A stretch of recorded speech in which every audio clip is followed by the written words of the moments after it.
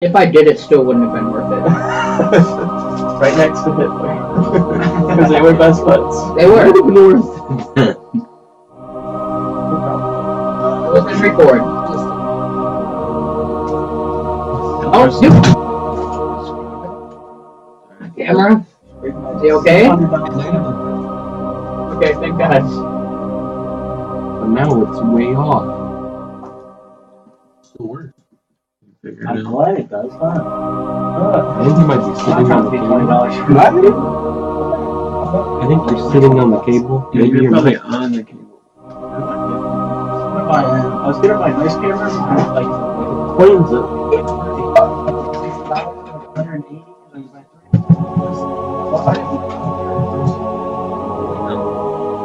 Little to the left.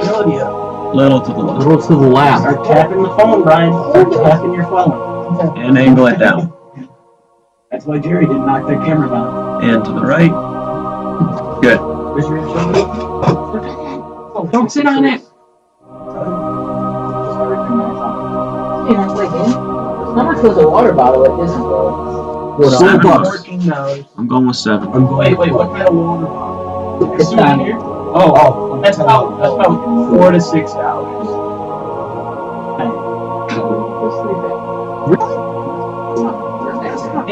Forty got a 9%. I remember the air show. It was Piece of it pizza. was like $5.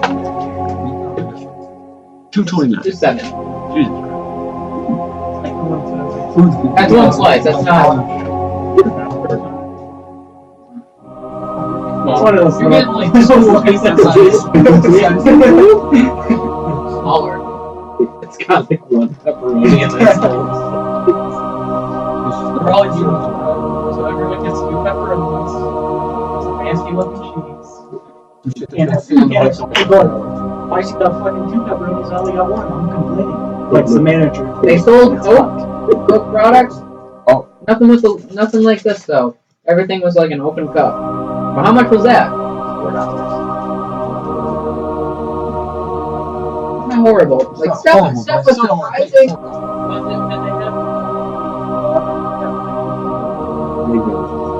Yeah, it's That is there. That the dumb hat I bought to protect from the sun You're there all day. was $35. could have bought it at money. Alrighty.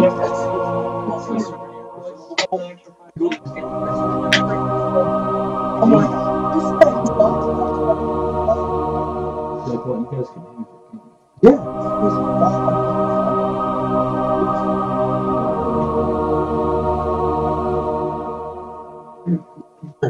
Alright, I gotta hear more about what Devin's Disneyland adventures. Anything else you got in there? He's a heart of Tank? Disney veteran. Everybody good? Are we ready? Devin, do you have anything else you want to get off your chest before we do this?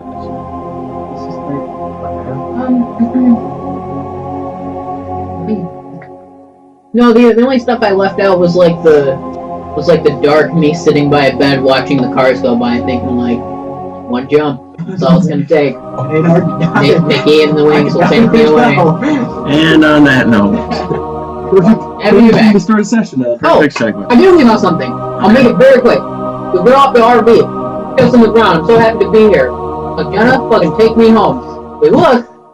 Her car's not there.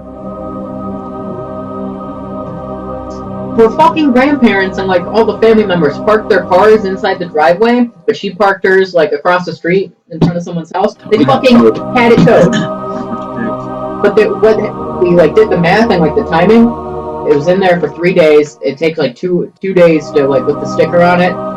Fucking, they called the day we left. They saw it. They saw us leaving that big RV and they called immediately.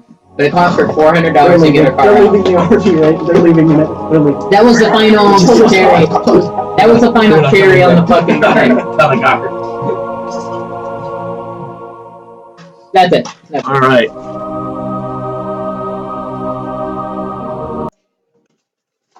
So I hope you guys had a good week. Or did it? Not as bad.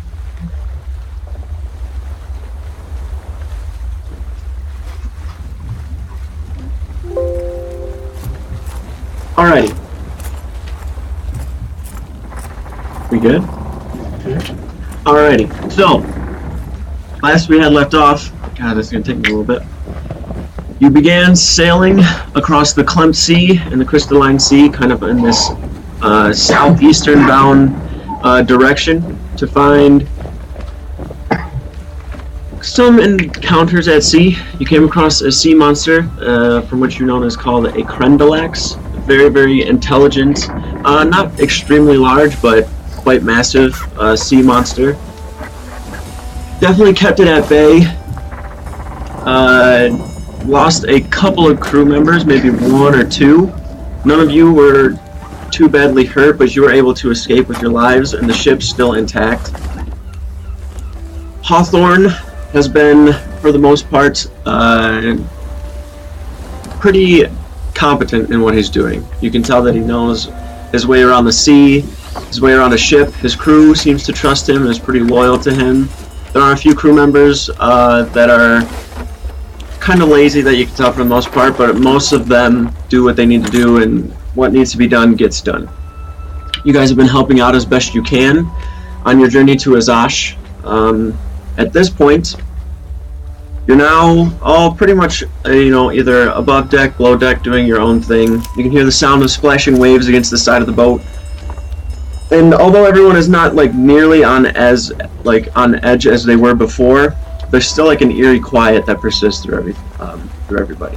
Keep your wits about you, kind of looking out towards the water, into the actual sea itself next to you, over the horizon, but still all you see is water around you. You've not seen any land or danger since the Krendelax had passed, and night begins to fall. You're seated around a small barrel with a board across it, and it has some semblance of a table or something placed upon it. The swells on the ocean are calm, and there's a light gust of wind every now and again. Hawthorne sits across from you. He has a wine bottle at his side, a lantern lit behind him that's kind of sitting right above where it goes into the captain's quarters. There's a little bit of meat on the makeshift table. He stabs at it with his dagger and draws it up towards his mouth. You know that Krendelax was just testing us, seeing what we were capable of, and I'm sure it will return at some point, whether it be on this voyage or the one we go to return. We'll come back to finish us, whether you are on the ship with us or not. He takes a bite from the meat, leans forward a little bit. You deterred it, most definitely. And I have faith in my crew, and some of them are kind of like scrubbing at the ship and kind of looking over at him as he's saying this, and some of them have barrels or tying off some knots or something. But I think had you not been here, the Gilded Gus would be no more, nothing but food for the ocean, just another shipwreck resting at the bottom of the sea. So I thank you, and I believe the gods have fated us to travel on this journey together. I am to get you there, and you are to get us there safely. Stabs at another piece of meat and takes a bite. Leans back a little bit.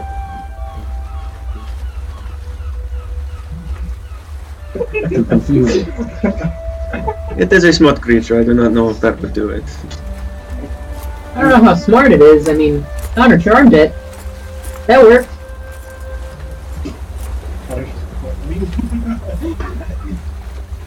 I don't think we're going to be killing back. Are you guys going to be okay? We should be. How else are we going to get back? We have business in Azash for some time, so we will see. We don't know how long we're going to be there. I'm not line up with them. It's good. But hopefully it does. I hope so too. At this point, we are but a month from Azash, and if the current and the winds are in our favor, and we have no delays, as I'm hoping we do not, we should be there within a month. I suggest you get some sleep, though. He kind of walks over towards the helm, gets up there, and you see him looking up towards the sky. A couple more days pass, probably about 2 or 3 at this point, and it's towards the night again. Night begins to fall, and you can see Hawthorne is on edge. He's looking up towards the sky. His eyes are kind of darting back and forth all around. The ship is not moving at as quick of a pace as it once was. And he doesn't seem to have, like, fear. It's more of an anticipation and, like, worry that's on his face. He paces back and forth near the bow of the ship and is looking toward the sky. Connor, up towards the front of the ship, as he's standing there, he kind of looks over towards you and kind of has his arms crossed and is, like, looking up. The clouds are beginning to cover the skies. We cannot see the Claw Malar. Our heading will be changed, and it could take much more than a month to get to where we need to be. Kind of takes a look around and is trying to peer through, and you can see that there's like a little bit of cloud cover. He kind of looks again. We're going to have to focus and make sure our heading stays true. He looks up, and then you kind of look up towards the sky as well. If you could, for me, roll a d20 and then add your intelligence modifier. Or actually, whatever your spellcasting is, charisma, right? Yeah, so just roll a spellcasting. Alright.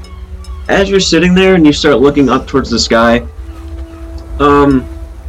as you've seen before, the way that like the sky presents itself to you, it's not like a map or anything. It's just all of these images, and all of these images to you, when you see them, they just kind of give you this innate sense of what they are and what they mean, and there's knowledge behind all of them, and there's power in everything that you see in the sky, whether it be the moon or stars or the sun. But looking up in the sky, even though there's like this cloud cover that's like covering up a lot, you have this almost like sort of a vision where you can see past that and know where things are, just based on, you know, if you see like one star, then everything else just kind of focuses and makes itself known. So as you're looking around, there's a little small cluster of stars over towards the left that you kind of look across, and it looks like there's like 3 that are kind of arcing, and then there's 2 below that, and then above the 3 there's like 4, and it almost looks like a wave once you look over at it. And once you see it, it looks like just like some sort of a representation of Thassa, who's like the god of the sea. So when you see it, it kind of, once you see that, it's very, very low to the horizon. It almost like, if you're looking at it, only looks like it's like 40 or so feet above the actual water itself. Like, it's just the way that it's mapped out where you're looking at it. It looks like a wave once you start looking at it. You can actually see it almost kind of like shifting, just because your eyes are like, nobody can see it, but right now they're kind of glazed over, and there's like all these like specks of, you know, light inside of them, and they're just kind of black. When you see that wave, it kind of starts slowly, like the clouds are still there, but it's almost like this faint image is behind it, where all of the constellations are starting to appear and show themselves. And you start looking around, and you can see that your heading right now is more like just directly like westward, instead of going like southeast towards the Claw of Malar, because you kind of look and then look over towards like the side of the ship and look up, and you can see the actual claw in the sky behind the cloud cover, and you can still see Hawthorne is like looking around trying to figure out where exactly it is.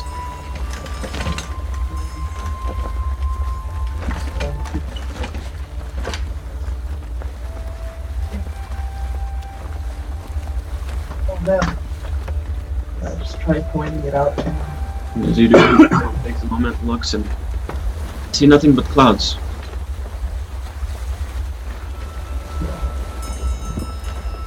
Make a charisma check.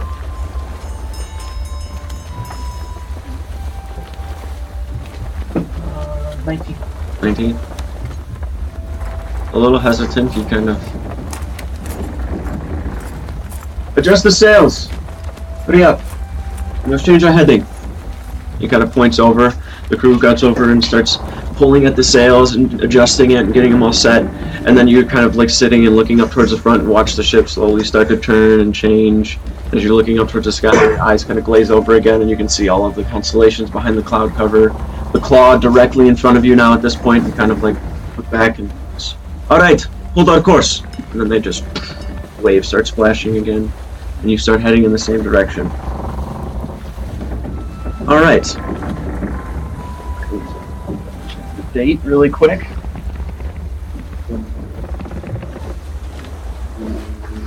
There was the eclipse on the previous episode. I don't know what day it is now. That was like the next day here down.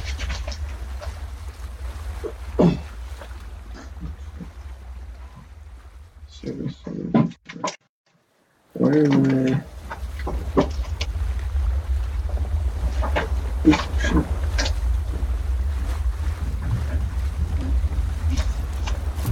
feel like this is right. It's all right.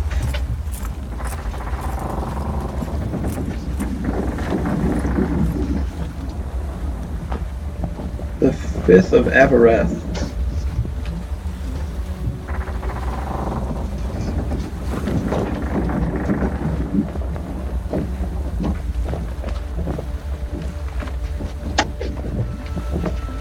Alrighty.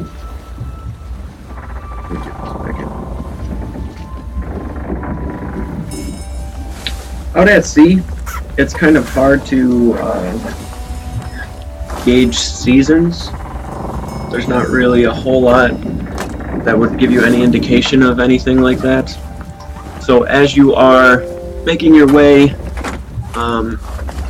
across the sea, you feel the weather out here is pretty much of the same temperament for the most time.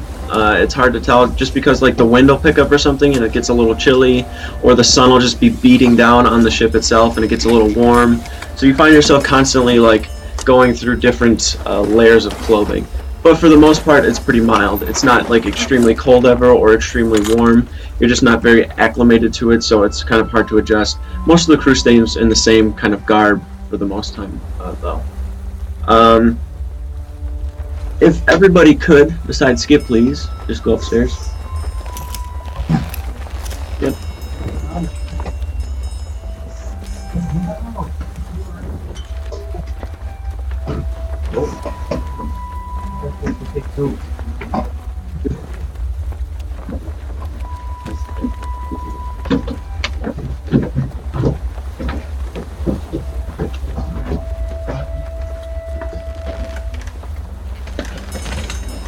Alright, Skip. As you begin to sit on the ship, finding yourself, on the bow or near the stern, to just kind of rest and find some sort of sentient sleep, the clouds begin to cover the sky. You can hear the creaking of wood accompanied by the splash of waves against the hull every now and then. You don't feel exhausted, but need rest to some degree. So you take a position somewhere amidst the deck of the ship and fall to your sentient rest. You can hear the crew every now and then below deck as they laugh. The waves continue to splash and the sounds actually make you feel tired.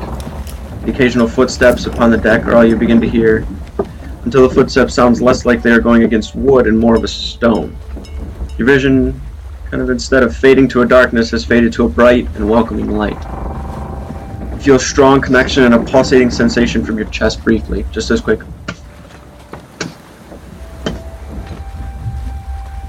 Then the light becomes less blinding and more ambient.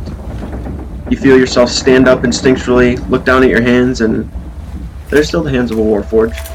And you're still in your body, but at the same time you do not feel as if you're fully wherever it is that you were, or are, like only a piece of you is present. You look around and you're surrounded by nothing but endless warm yellow light. You can feel it against your metal, almost like a gentle hug.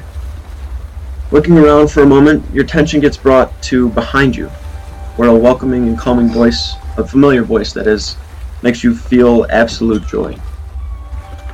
My dear Skip. It's Ephiel. You turn to see her, but there's nothing there, just a sourceless voice.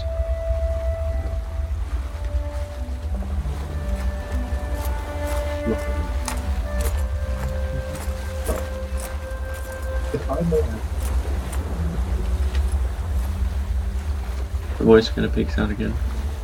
You may be wondering what here is, too.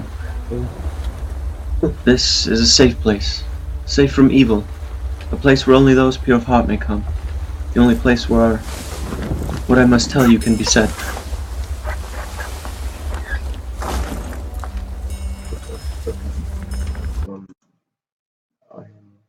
I'm ready to hear, I guess. No, I am.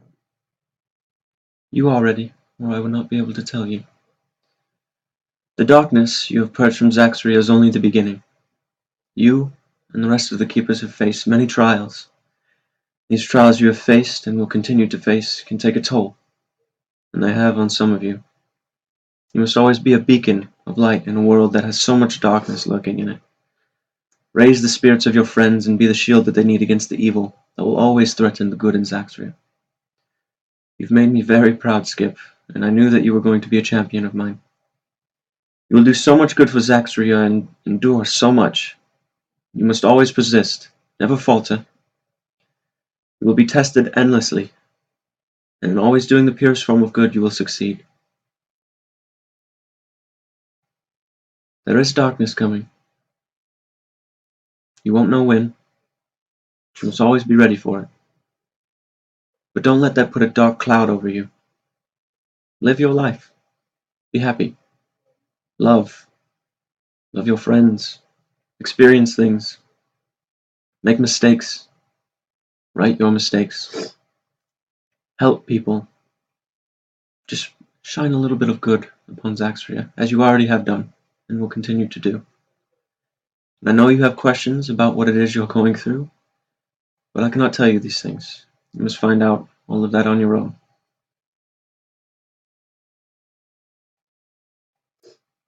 I completely understand, and I will assure you that whenever darkness arises, I will be ready. I know you will.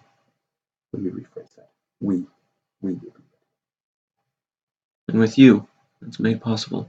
Each of you are an intricate role in the things that are to come. Have no fear, Skip. I'm always with you. There's a little bit of silence. The light fades. You almost feel as though you blink, and then the sound of splashing waves come back too. You kind of almost awaken on the deck of the ship and look around for a little bit. If you could, go get everybody else. Yeah.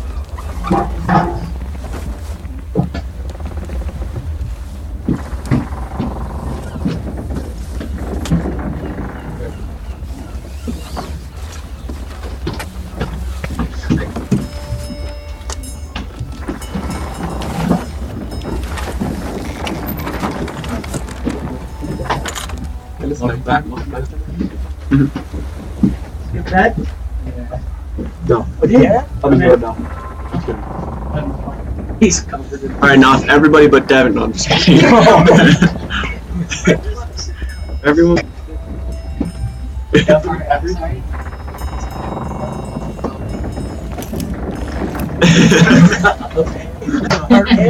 Our girlfriend's family's upstairs. Mom, they're gonna do it.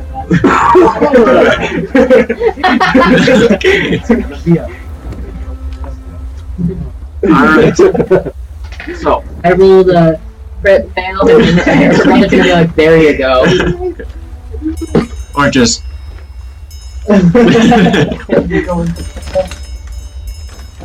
Alrighty. Oh, you wanna know the jokes you didn't laugh at? I go, I was talking about how much I love Chick-fil-A, and they're like, oh, don't they, aren't they super bad against gay people? And I'm like, the chicken tastes so good, it makes me forget about the hatred, and everyone's just like,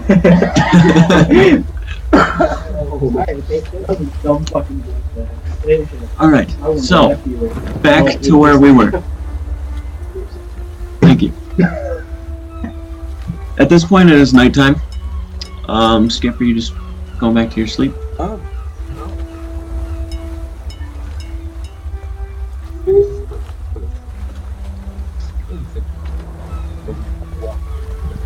Alright.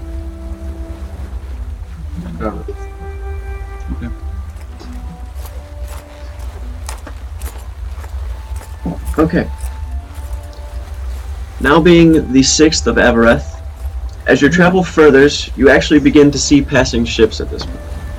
You'd imagine that there's kind of naturally some sort of a channel that ships tend to sail across and have frequented for some time, making their way back and forth, and it tends to make travel less remote and more organized. As the ships pass, they're nothing more than that. They continue on their way, as so do you. Now that you begin to see these ships, you would imagine that you're probably getting much closer to land. Even though you were told that you're probably about a month out. Okay, just make a perception check. If there's anything to note, I'll let you know. At this point, it is probably just a few days shy of being 2 months of you guys travel. About 2 months worth of travel, so like about 60 days. Not 2 months for here, because some of the days are like, or some months are 30 some odd days, some are, almost 40. Going on? Okay. For the most part, like looking at the ships, you'd imagine what it is that you're looking for is probably not going to travel along these channels. A lot of them seem to be merchant ships. There are smaller, very, very long canoe-like ships that have a flag, like banner across them. That's like this dark green color that has an orange symbol in the middle of it. That is like it's like a paw print that has the claws themselves are like this red color and almost look like they have like a ruby or something attached to them.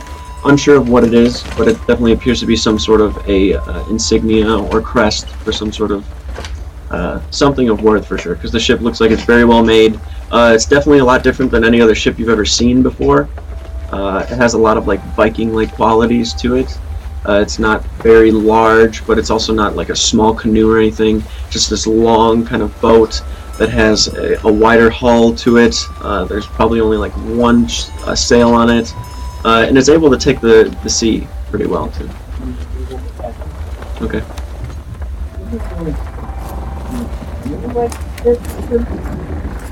You know what those are? Oh, yes, those are the Kingdom of Azash. They have their own small, I wouldn't say navy, but they have ships that do tend to travel back and forth from, as far as I know, they go to is Port Creed.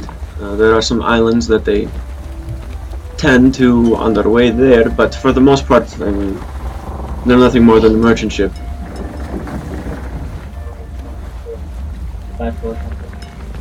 To a degree. Depends on who you are, if they are special or not, I would say. Certainly. The days are beginning to blur together, and the nights seem a lot shorter.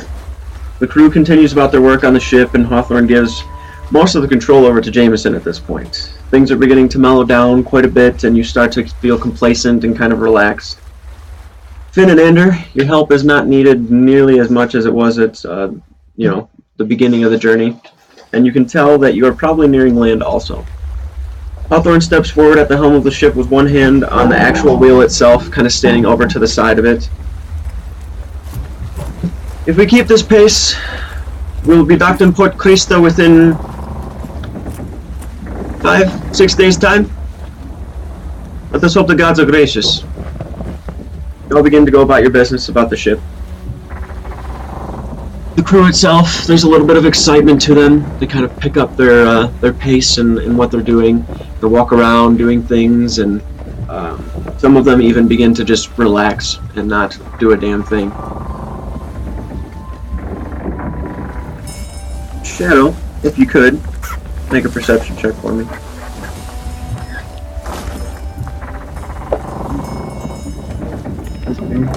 16? Alright. As you're on the deck of the ship, you're kind of up towards the bow, kind of up towards the upper left part of it. Looking over, there's an individual who's probably about 7 or so paces away from you. Next to a barrel, kind of takes his hand out and does a few gestures in thieves' cant. His hand does a quick circle, and then he taps on a barrel and then wipes it off as if it's dirty. Does a few more gestures, and you can see that he's beckoning you over toward him for some reason. Very discreet, definitely of some sort of a thieving background or that nature. You immediately recognize like the thieves' cant as he does it. Then he leans against the barrel and is just kind of sitting there.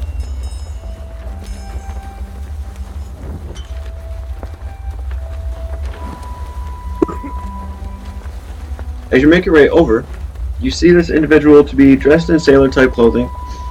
A lightweight top that is made of some sort of a cotton material. His pants are rolled up about mid-calf. He has a buzz cut. Human male. His features are thin, and his jawline is very bony. You can see his cheekbones here, and his chin is pointy as well. You appear to be someone who has an interest in illicit goods, probably.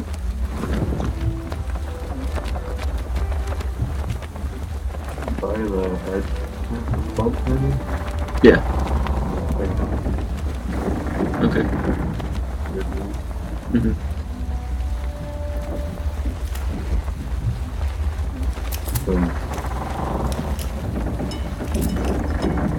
And he's back and then kind of like opens the barrel up and grabs like a little handful of whatever's in it and kind of just dusts it off and then puts the lid back on as he's talking.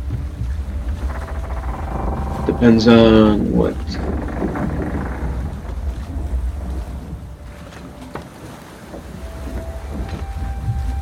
Well, I'm not an idiot, so I can't tell you what it is. I need to show you. If you're interested in illicit stuff, I can get it to you, but can't go telling you what I have if I don't think you're gonna buy it.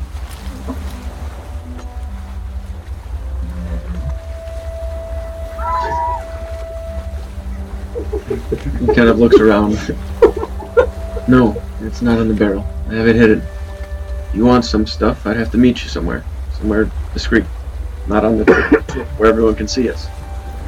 If I'm wasting my time, please let me know.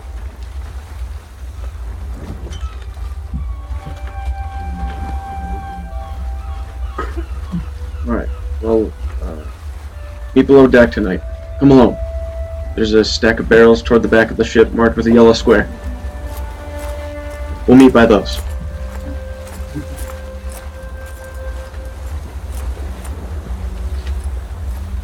He walks off, and as you kind of look around, you can tell that nobody seems to be a wiser.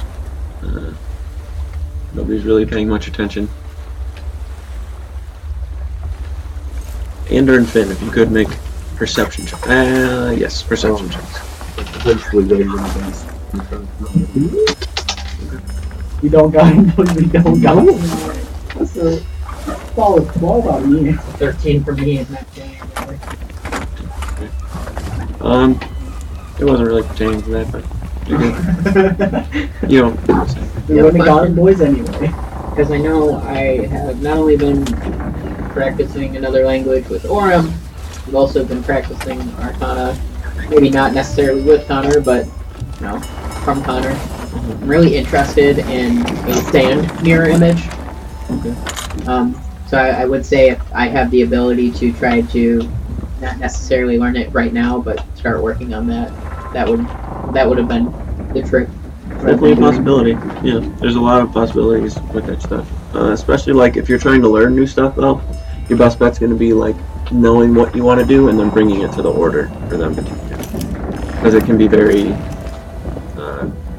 dangerous in some degree. But I mean, a sand mirror image, I guess. I mean, it's wouldn't not be- really time, Yeah. it's more sand. Right. Yeah. But definitely, if you wanted to try and mess around with it. Basically, I say my, my idea would be like, from watching Connor, trying to do something Okay. in a sense. All right. During the day, Skip rounds everybody up. Not sure where, but he gets everyone together.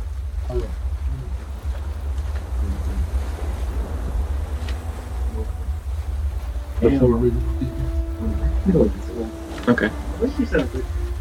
He'd just say Orem too. Orem is with you guys. Yeah, last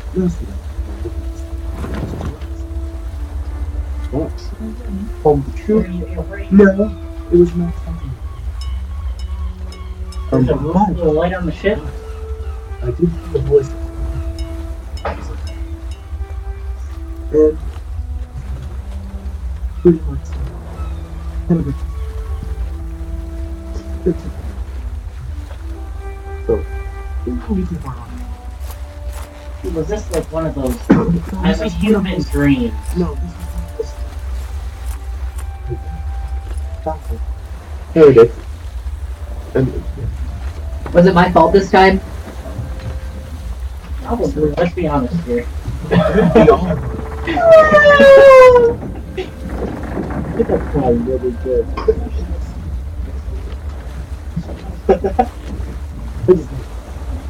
You give us give you any warning. Well, in advance, guys, I'm sorry. darker. Isn't he like the epitome of darkness? How much darker can you Why get? can't they just go? There's this guy and he's worse than Thunderbird. Listen, we got it. All right, we already wiped out the orc raid.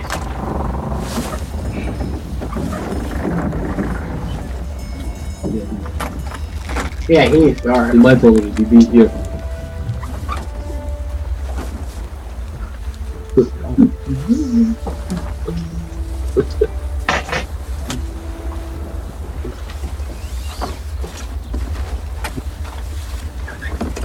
We sure have, but That guy I give Thunderbird a with hug. us though, guys. Yeah, he did. We I feel like he's part of the big part. I mean, not really. But... Do you It's believe been that? like 2 months and you're still upset about that? And walked away. do you I'm waiting believe for the that? return prank is what I'm waiting for. Do you believe that what you saw was true?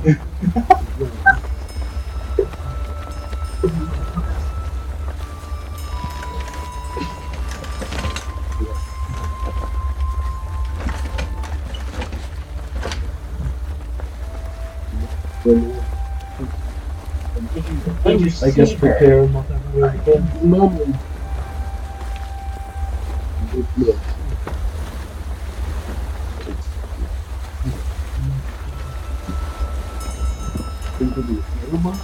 You think she's hot?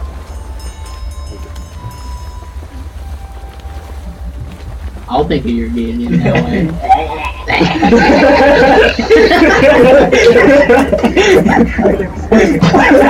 They looked at Andrew. High five. Throw both off the ship. I was just telling you. Or did your God say anything? Anything like Did he that? hit you up? We'll have Connor read another skull. Easy peasy. You need another scroll. It was only a one-use thing.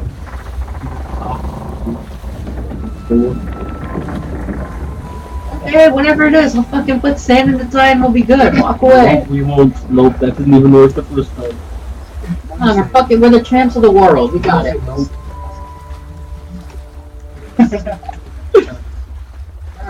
That's what I was thinking.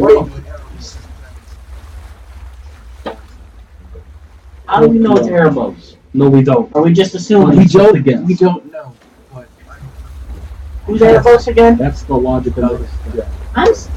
I'm sorry. Are you doubting us after Orem literally won a championship for punching shit?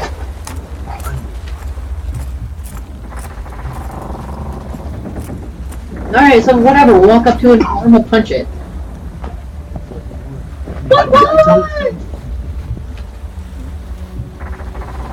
Okay, then I'll throw a card at it. Bug it. Again.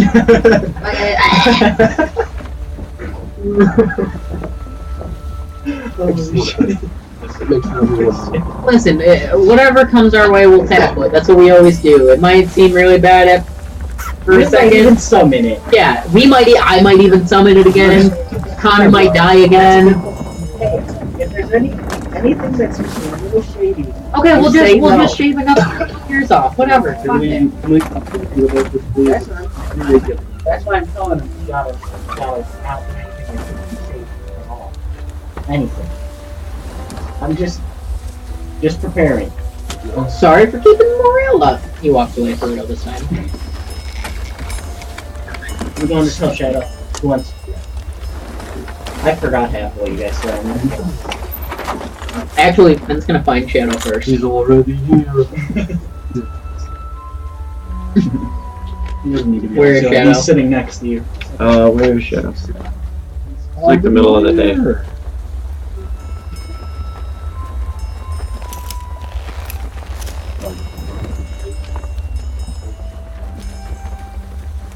I walk over to Shadow and I'm like, hey, just before anyone else tells you, we got some big scary monsters coming up. Whoop-de-doo. I walk past him. I guess I'm going to find Shadow also.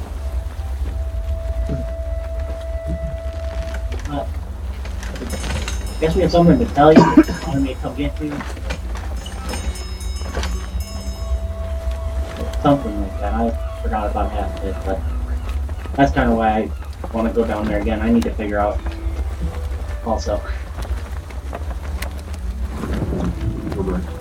you gonna come with me though? Like, I need you to go, so I'll explain it to you so I can figure out what's going on.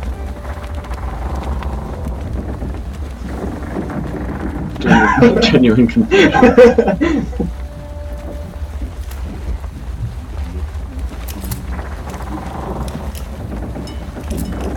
It's something like darker or scarier than Tenebrous or something like that.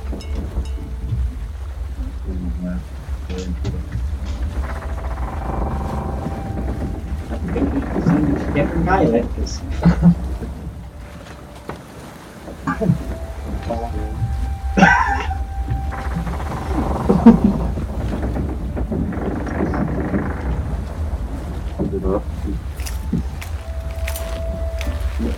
Yes, I'm gonna walk back to where we were. Hopefully he's following me. We'll see. Make a just make a wisdom check.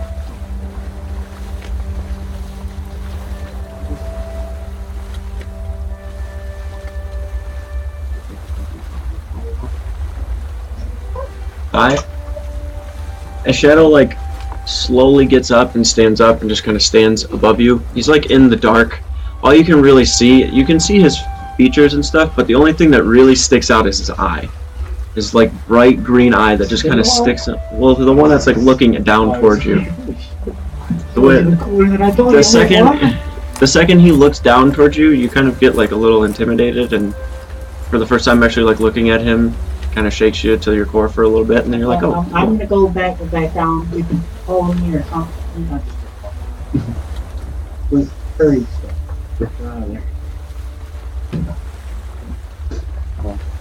Alright. As you guys are still discussing downstairs, you're still discussing below deck. Shadow and Ender make their way down, kind of step over near you guys. The opposite side of the room from Shadow.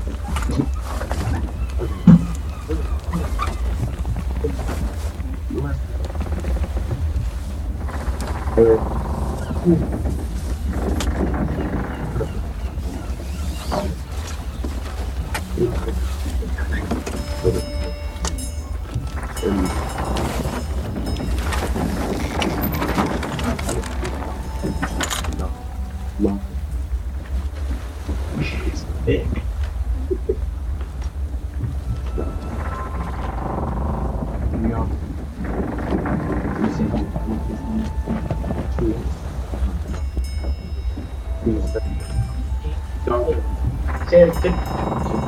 It's really close to us.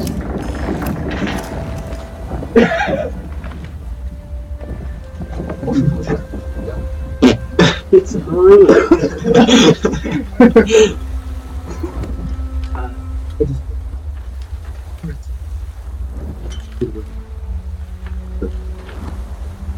Did you clarify that we had to kill it?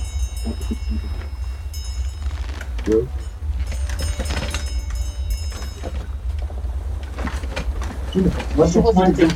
What if it's one thing with an army? That's just Yeah, but there's gonna be like army of the leader. Ben's gonna walk in the room and he goes, I got it. Do we owe the keep money? Are student loans coming? Never mind. They all have money.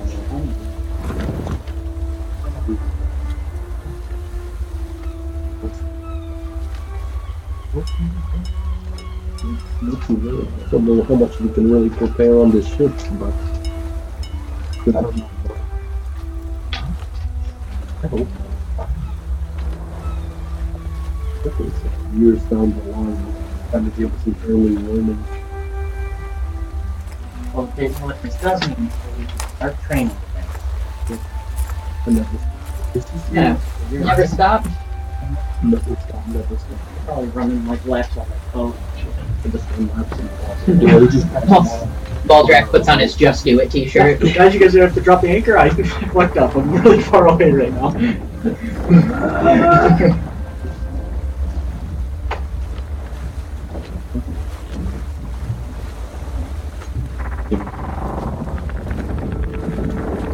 Make an investigation check. Who's standing next to him? And in Connor.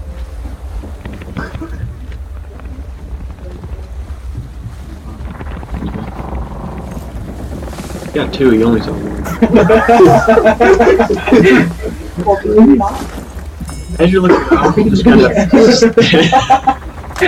You know, you see nothing blue eyes there? I'm like openly talking about it.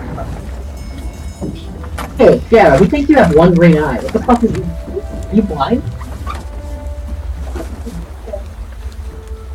Are you giving Anderson scary looks? Cut it out, big softy. Haha. Make a wisdom save. Yeah.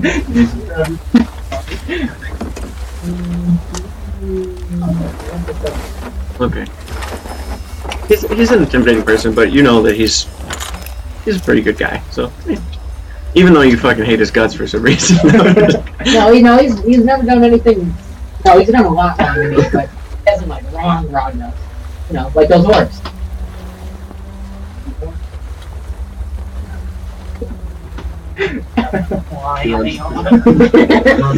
Those orcs were on my lawn for the last time.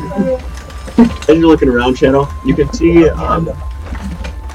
where you're at is like the central part below deck, and then more towards the stern of the ship, where there's like a hefty amount of storage. You just kind of glance back there and see that there's several barrels and crates and all sorts of other things, like haversacks and satchels and chests. So you'd imagine if it's going to be anywhere, probably be back in that area. They got like 600 bowls in there, though.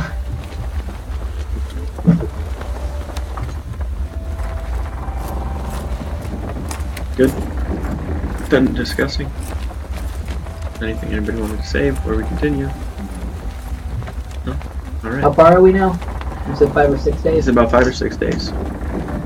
Go up to the main deck.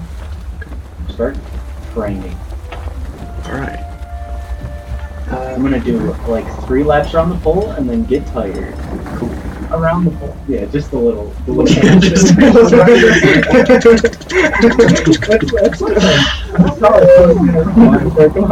It's a total of like 20 feet.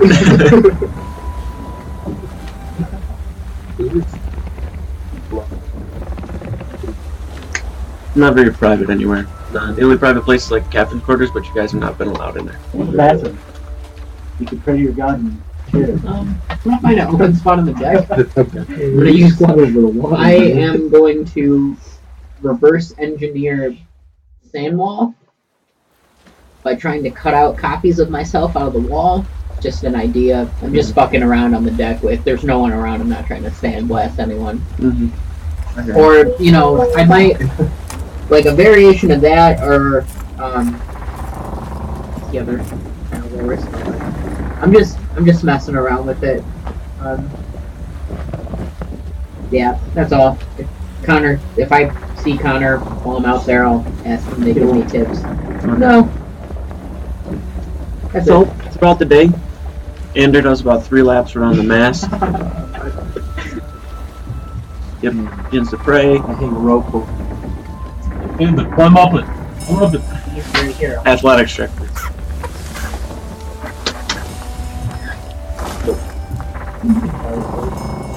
You're actually pretty sure. 16. Okay. Get about halfway up. And then you look down. Now, how far is it? About 10 feet.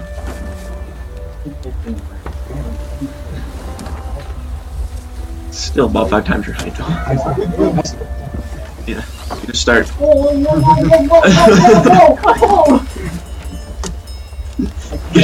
Get you up to the crow's nest, and you're not even moving. Help! Someone? You're up here. Open that door.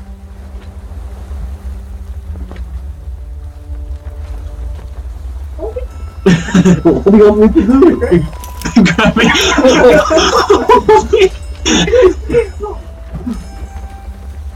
You're secure. You see him kind of just lean into the Okay, I can fucking down now. Oh god!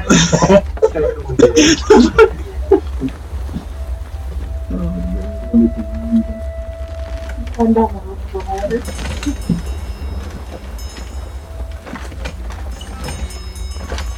A minute though. I'm good, you made it halfway up the road. Going. Yeah? Stairs and start pulling You it. stopped halfway. No, stop. Stop and die. Take a break. Not real. That's real.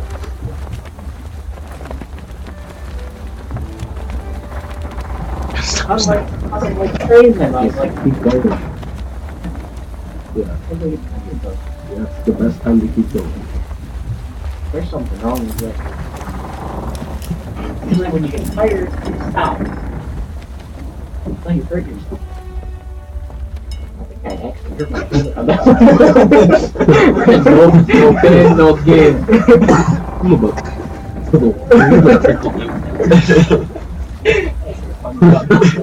every step. Going there.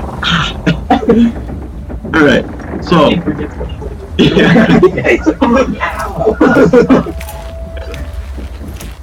All right. So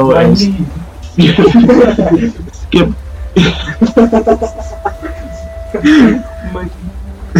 Skip begins praying. Moldrak and Ander go about their business. Finn is messing around with his sand, trying to learn some things. Connor, you within the book, the compendium, reading through it and understanding more and more each day. The sun fades away and sets in the horizon. It gets dark, kind of quiet. All you can really hear is the splashing of waves, creaking of wood. It is now nighttime.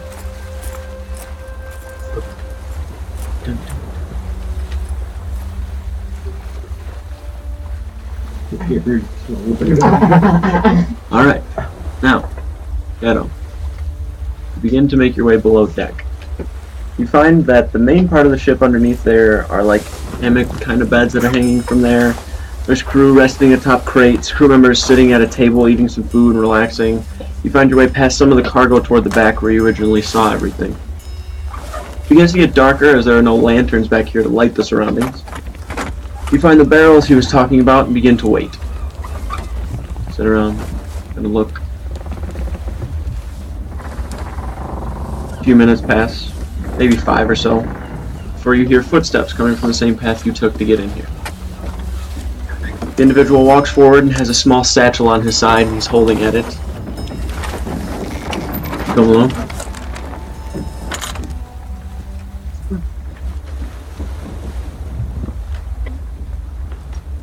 Looks around. Aha, you guys. Around again. Takes the satchel, sets it on a barrel, kind of opens it up. Sitting there. Alright, good. Let's get down to business. And takes it and grabs out a roll of paper, it seems. As he has it, he takes it, closes the satchel, puts it over towards his side, hands the paper over towards you.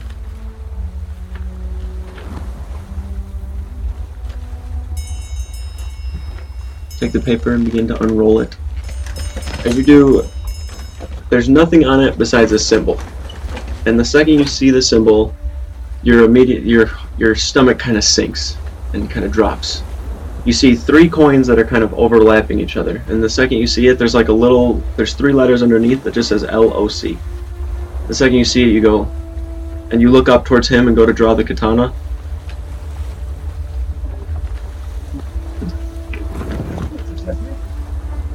Does a 19 hit you?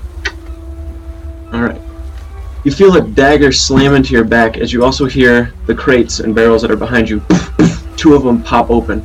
You watch somebody jump out completely covered in black clothes, stabs a dagger into your side. Another one stabs a dagger into your upper shoulder, and you instantly feel this poison kind of start to rush through your body.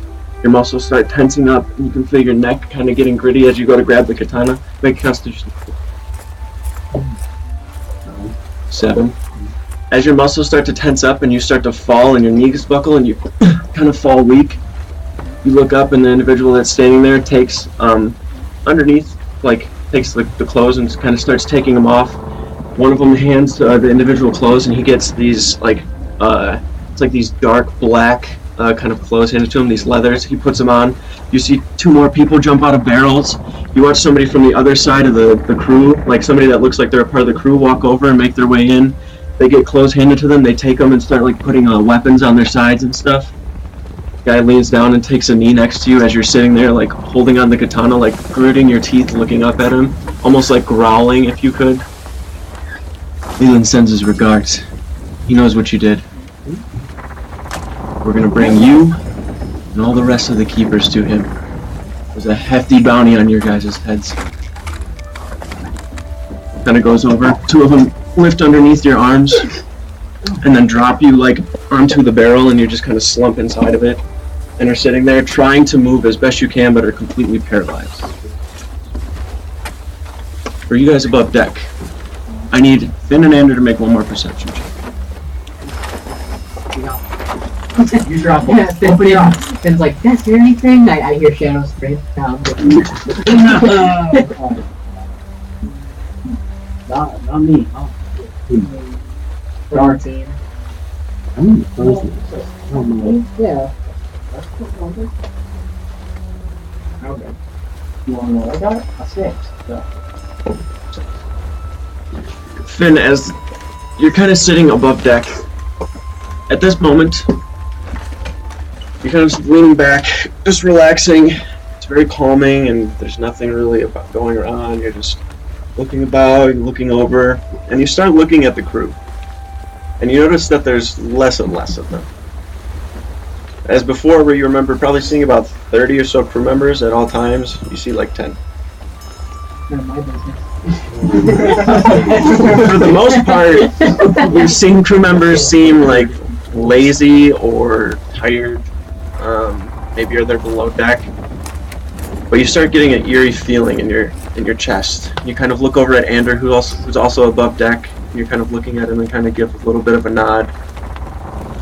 You look over, looking at your surroundings. You see off in the distance Moldrak, like above, like standing in the crow's nest as he has been for several days or so. Connor up towards the bow of the ship. Shadow's nowhere to be seen. Skip's kind of over to the side, leaning up against the deck. From below deck, you watch probably two or so individuals just kind of step up in crew like like sailor type uniforms and stuff. They just kind of step forward, walk up. One of them walks up and they kind of like nudge each other for a second and just kind of like chuckling, and then one of them like goes to go over towards the table, like grabs a drink, goes to turn around and hand it to the other guy, who he like drops the cup as he looks over towards him. As he does, because somebody just buries a dagger in the back of his skull, like coming from below deck, just starts walking up, buries a dagger in and then throws him overboard. Another individual walks up and just jumps on top of the other guy and stabs him over and over into the chest. Stands up, and you watch 5 or 6 other people start emerging from below. They all kind of look familiar just because of this dark clothing that they have. And as they all emerge up top, they all draw blades and daggers. And you watch probably 5 or 6 of the crew members start kind of looking over. They draw swords as well. And Hawthorne, holding onto the helm of the ship, kind of looks over as well. What is the meaning of this? Individual standing there. Give me 1 second. The individual standing there that has the dagger in the back of the guy's skull and kind of pulled it out and threw him over. Puts the blade into the side. We're here for one reason. The keepers and that dog of a man that's below deck. We don't want anything to do with you and your crew. As he's sitting there holding the thing. Please let me get through this stuff. As he's holding the helm, holding the wheel. You have made it an issue when you stepped aboard my ship, and I gave you my trust. I didn't know what your intentions were. I thought you were of a crew. And I can see that was wrong. He's holding the dagger. As I said, you can make your way on. Once we land, you're free to go. But we're turning around and we're taking them with us. As he's holding on to it. I do not think it's going to be that easy, my friend. And he kind of leans forward a little bit and steps down for a second. Jameson walks over and like is holding the helm of the ship. He has one blade on the scimitar on his side. Kind of steps over towards the front of the ship and is standing there. You're trying to get to the keepers, you're going to have to go through me and my crew as well. Now I will give you the courtesy of letting you just jump off the side. It's either that or death will certainly find you here upon this deck. He takes the scimitar and kind of like flourishes it, holds it out in front of him, and the bracelets and stuff that are on his arm are kind of shimmering in the moonlight. He kind of looks over towards all of you.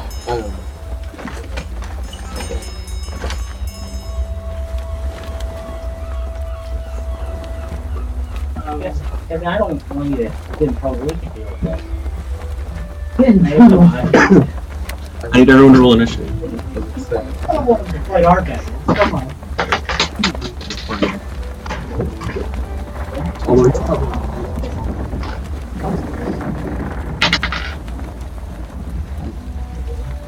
This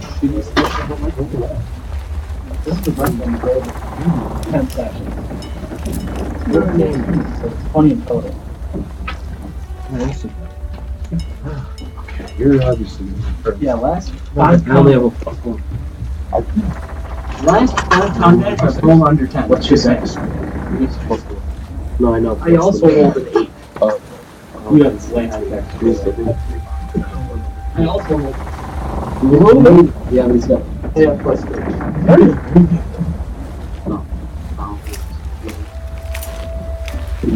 What are you? Are those the bad guys? Those are the good. Oh.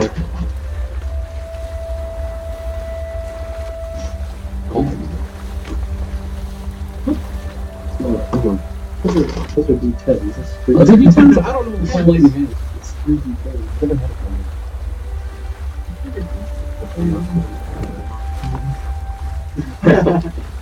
He's pretty. Those them off the He's into the threat.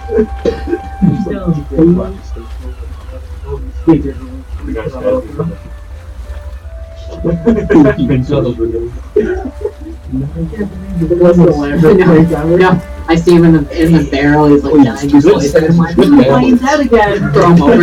Damn. I would have liked to, but my character. He could be.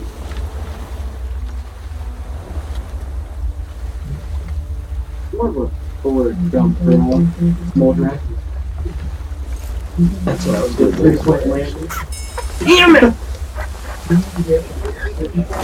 Yeah. Warren was Mordrak was so surprised by the events he slipped. Fell all the way down. He landed on something. Exactly. Hey! He's got Master Deal. Yeah. Hey, that one looks like it might work.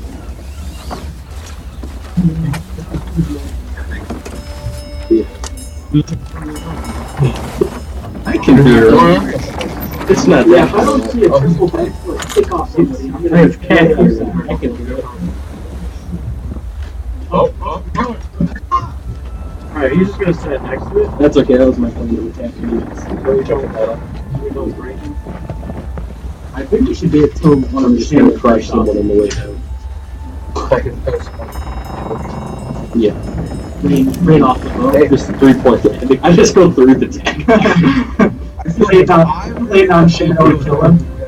You jump off and fall this way. I wonder if I could do a swinging motion, like with my over.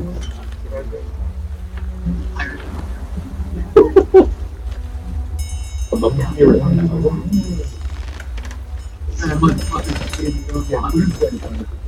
True. You can't. We'll get live stream. Get my video taken down off YouTube when I post it? We don't have a mic. Oh, you can hear. Please do. Which guy's getting 619 now? I'm just gonna throw him. I'm about to say size here. I'm about to say size. Everybody get up in the front. Sure. My plan is Go straight to the Yeah, ship. I'll go straight to the ship. You can't jump off the ship. You actually would.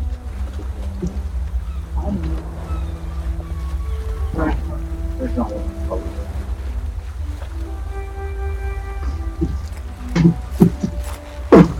Break the first drug you try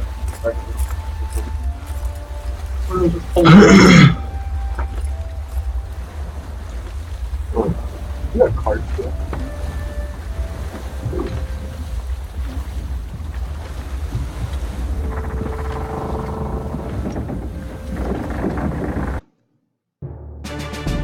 Your cards are on fire.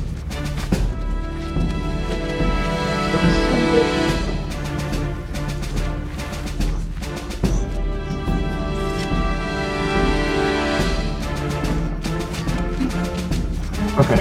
Sure you fucking kill suspicion. Initiative. 25 to 20, anybody. 25.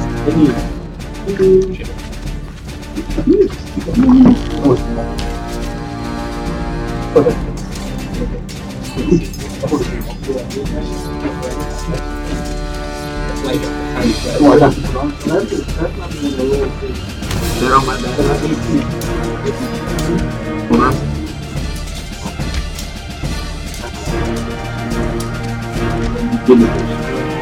No, yeah. Damn! No! Yeah, but that was 29 points of total damage for both.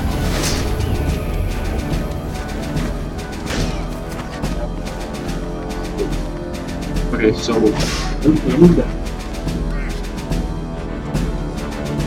you take 19 total.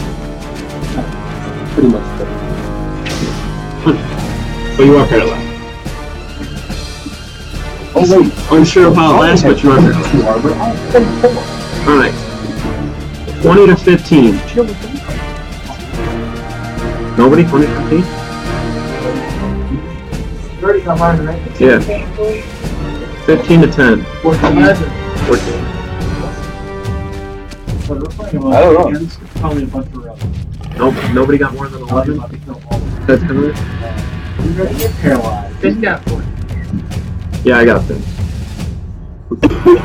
And 5.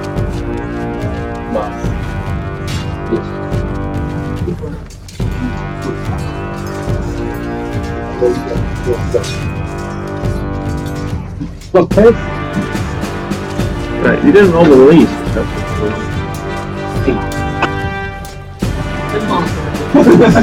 You just. Okay, about to. Alright. Oh, I didn't even put him down. Gotta go to me. There's Cap. Alright. Not the cat. No, there's. Okay, so all of the brain. And then this. But you clear that up, right? It's not more than it's He's like. It's not, he really didn't want to say that girl. Maybe.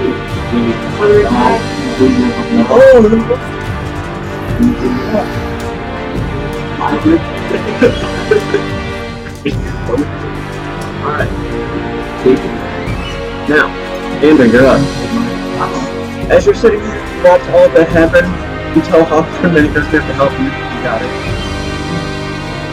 You're up. You are right over here by Finn. You almost immediately recognize who these people Almost. Like serpent pirates. He could have been one or two. The League of Yes. Oh, there's only there's three. We got in the middle? The bad guy? No. These guys right here. Okay. Bad guys. That me. Like, great guy. Holy shit. Next, whoever's next. Xander, your turn. Alright, I'm gonna kill the highest person. Alright. There's two guys that are pretty much the same distance. Left or right. What up? Left or right? People are just in the tree. I'm the kid feel mad. Dice. Yeah, it is. Yeah. Fucking. And then well, the rule left is Who's this shit? folks in the city. Your next attack with any weapon or spell is at advantage. We're not just this any attack. For you? I don't know the two. 27. 27 hits. They might have 26 in We their take staples. one. Okay, next one. Steve. How much was the damage? Oh, I think I didn't shuffle this. How much was the damage? Oh, that's a good point. I'm going too fast. Slow down. Okay, he's just gonna have it. Okay, the next card is another ace. This isn't, I don't know which one, but I'm gonna go with Whoa! Okay? Okay, how to get through 1 fortune? I'm not going to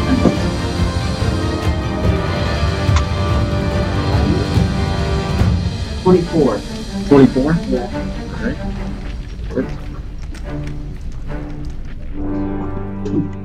That was the card, so 10 damage. 10? Last one. Oh, wait. That's a 29.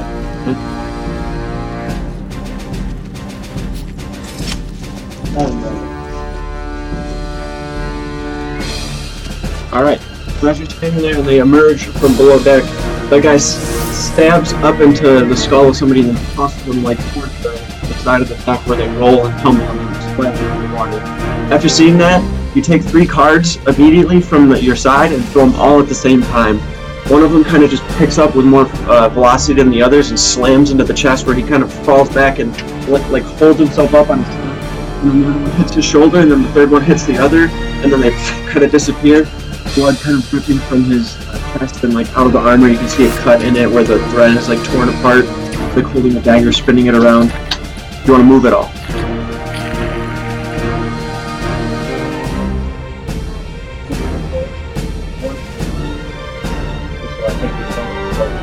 Oh god.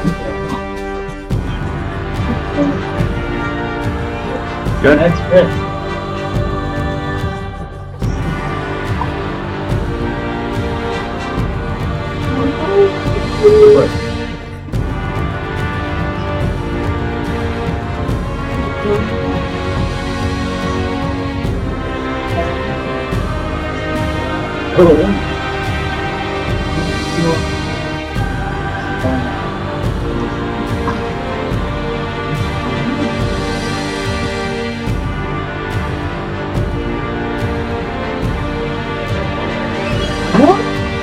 They're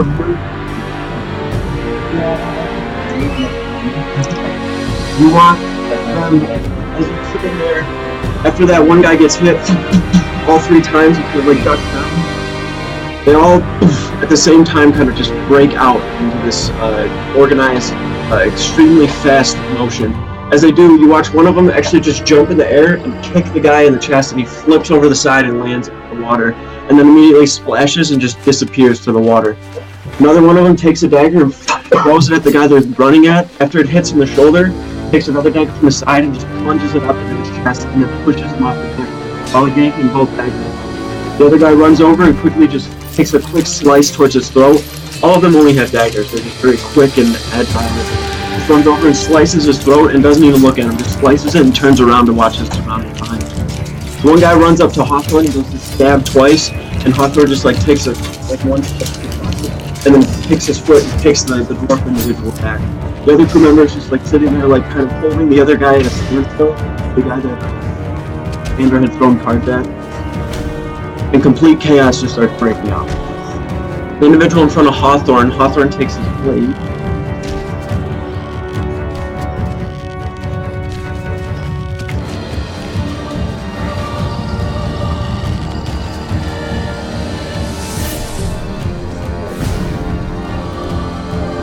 After he kicks the guy, the dwarf in the chest, he doesn't actually like fall, he just has like a very low center of gravity, so he doesn't knock over very easy. So when he kicks him, he just kind of takes a couple of steps back, and after that, Hawthorne takes the scimitar up once and then down in the same motion and just cuts up and then down the same cut deeper in. Cuts open the cloth, like the thread, the leather vest piece, and then blood starts kind of pooling from it. And he kind of flourishes the blood off of the scimitar itself and then puts it out in front of him in a very, very strange fashion where he kind of has the blade this way and his elbows ready and his hand just kind of back, almost like towards his side.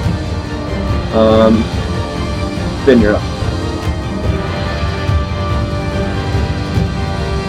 I want to push people overboard, Fun. but because I was thinking about doing it with my clockwork sphere, but I don't know if that really has any push to it. The only other way I think I can do it right now is Thunderwave, but I don't want to hurt anyone else. Obviously knocking some crew members out too. So, and I will say, I hate the spell Dimension Door because it would be so badass if you could throw unwilling creatures in there because I'd just fucking Sparta kick someone into the ocean. You'd have to go with them. Right, exactly. So, anyway, so what I'm going to do is I'm going to do a 4th level magic missile, which gives me 6 missiles. So I'm going to hit 6 targets. 6 different evildoers. So, oh, cool, thank you. So, yeah, so I don't think you can miss with these, right? No. Yeah. Would it be easier to do just all at one, I guess, for you? Okay, yeah, I'll do everyone. Everyone gets a missile.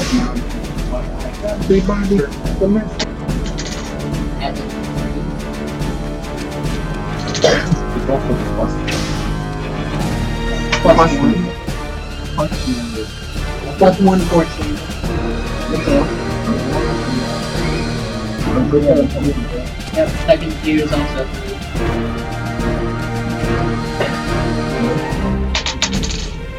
Five. Okay. 2 for the 4th. 5 for the 5th.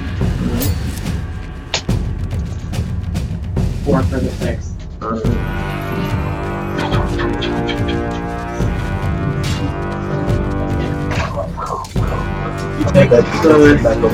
Take the staff and just kind of pull it back towards you, and then as you're pulling it towards you, start clicking a bunch of dials, and you can feel all this energy and the actual scepter itself vibrating, like the focus is just full of all this energy. And you tilt it forward and then spin over this bottom dial that's just like this very, very thick handle that you spin over, and then there's this loud like, and then it starts, you hear this like very, like almost piercing noise that goes through the air and then starts slamming. It's just like these almost like shards of sand that are very, very hard together, and then one of them slams through the shoulder of one of them like buries itself in the back, one of them like flies through the leg, the other one just like knocks into one side, one goes across the face. They all just start like all at the same time getting hit from the mid. Connor, you are up. You want to move at all? No? Further back. Right here? Yep. Okay. That's what, it's a Oh, because of the eclipse. 7. Alright. That's right. That's the fun. Oh, man.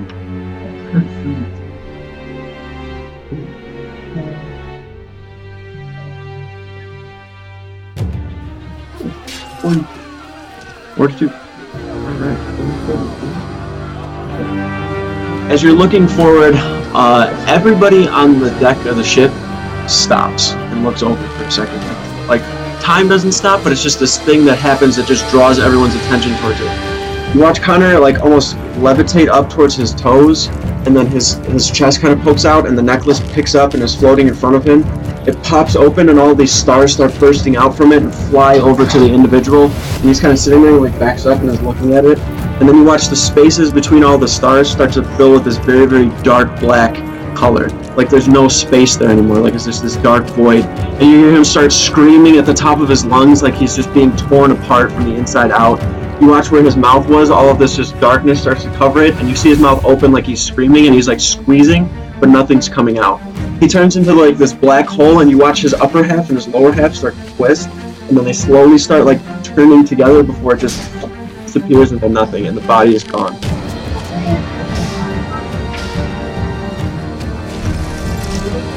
That's the guy that worked.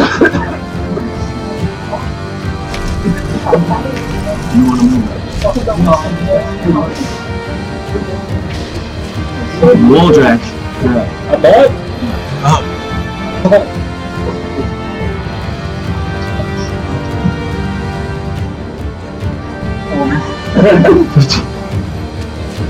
Might take off 40 feet. 40? Ow. I'm gonna try jumping.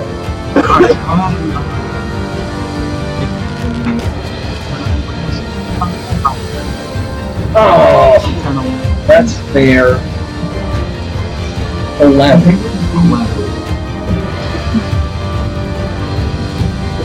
Let me do that one. And then I take 4d6. Oh, is it? The book says d6. Alright. Well. It's not high, guys. Ideally, it's 4 damage. 25? No, lucky if this happens.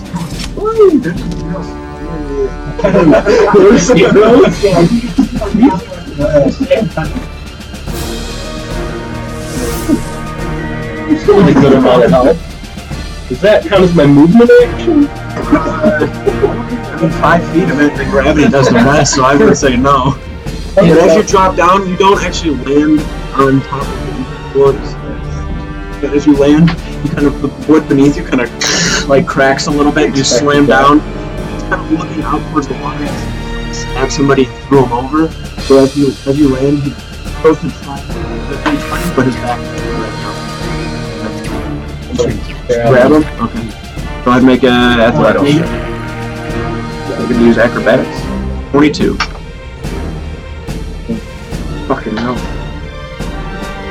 He goes to duck and you just grab lower and then you're holding on to it. Oh shit.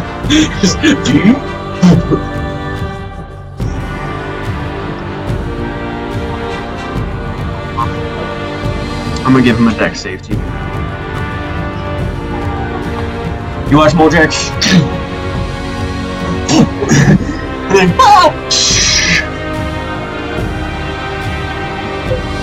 you still have your movement if you want to walk towards somebody. You won't be able to like attack. Okay. Yeah, I'm gonna turn over and look at Do you want to run at him? yeah, I'm gonna run. Okay, I want to be on the other side. Yeah. Yeah. Running at him, just roll the dice. I can mend those planks, Captain. Like that too. I can mend those planks for you. Oh, alright. That's part of the game for me.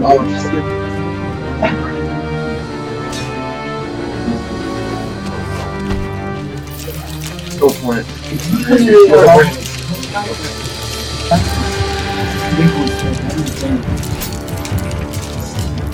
But you didn't make somebody disappear in a black hole, right? I'll straight force kill his head.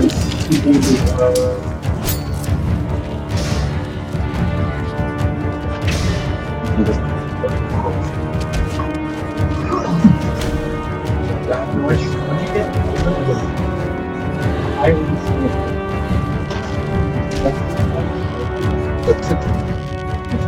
Damn!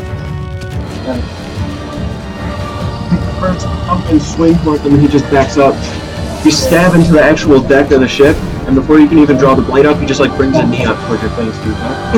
Draw the blade as the force of you going back does it. He stands there and takes another dagger from the side and is looking at you and the other I'm crew just member. gonna piss her from that.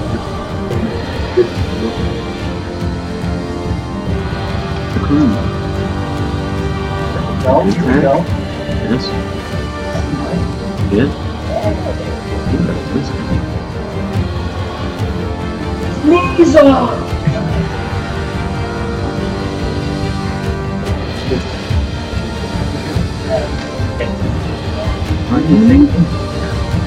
Not a female.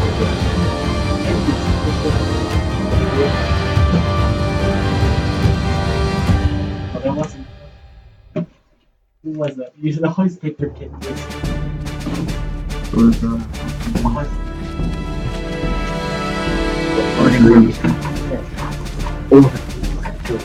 All right. You watch the crew start to go back and forth. They have like very, very dainty short swords. Some of them have daggers, but they go to stab out and like slice and attack and defend themselves as best they can. On top of that, Andrew, you're up.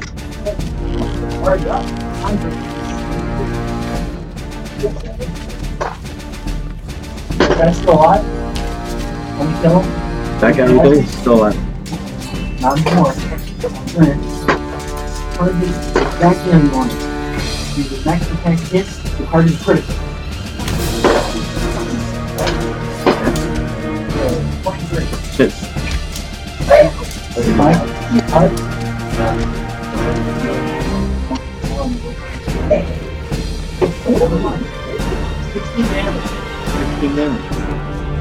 With the first card, you take it and just throw it, and after you throw it, you don't even look. You just go towards your next target. The card goes flat like this through the air before it actually like levels out, and then goes out one, like in through one side of the neck, out the other. Like he doesn't even get a chance to scream. It just cuts his larynx.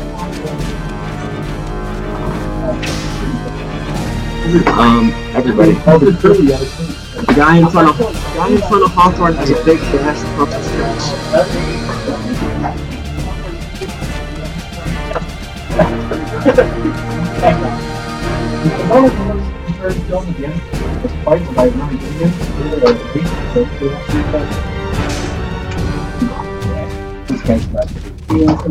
Immediately after drawing this card, there's a hard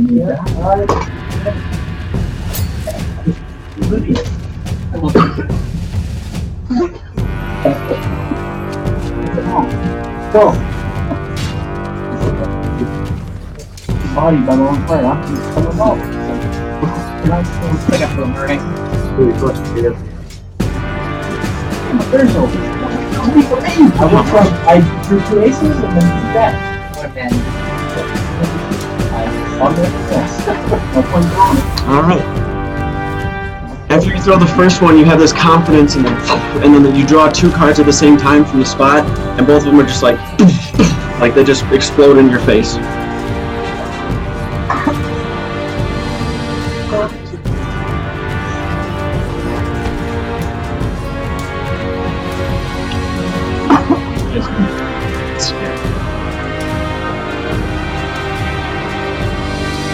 That's one.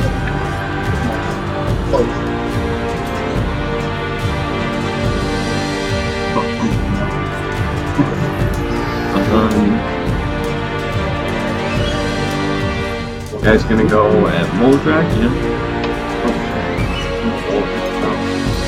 19.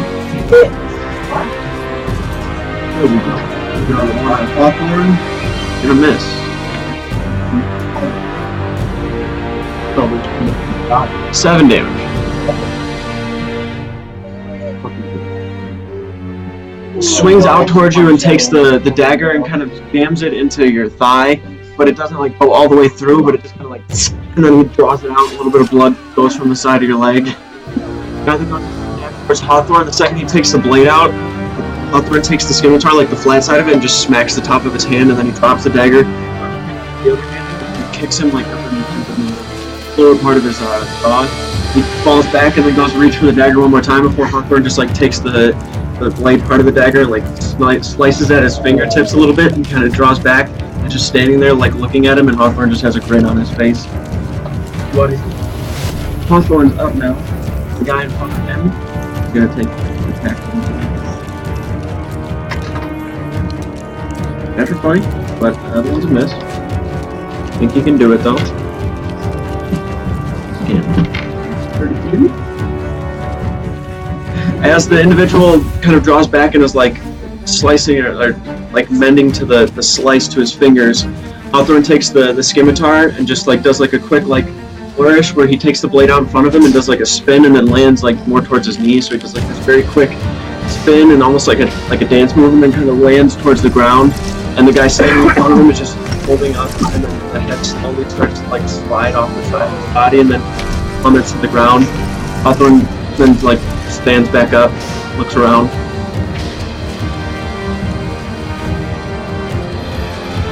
As he looks around, he kind of, I give you one more chance. Jump off the ship. Kind of looks towards them, just kind of frantically looking. The individual that's by Moldrak kind of looks and then goes over towards the ship and goes to jump off. Oh, hit him.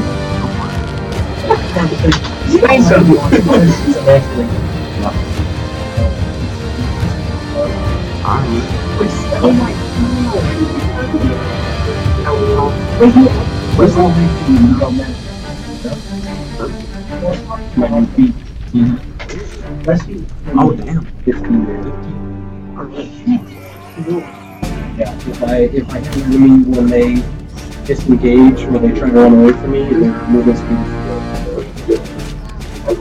As he goes to run, you take the warhammer, just pull down towards his knee, and you hear this loud, like, popping noise as it hits. And he kind of buckles down and is like screaming in agony, holding it, like gritting at his teeth. The other individual, Finn, you're up. Watching Connor evaporate that guy, Finn gets a similar idea. So, who's the healthiest looking boy on the ship? No, enemy. Who's the healthiest enemy boy? Alright, he's gone. That's white. Yeah, but before I do so, I'm going to look at Connor and kind of notion that I'm mimicking him, which is like a part of me trying to learn more Arcana. I knew the spell, but like I'm do this.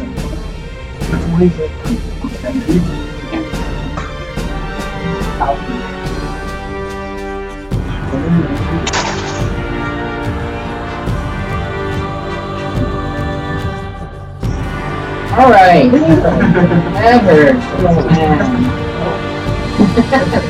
15.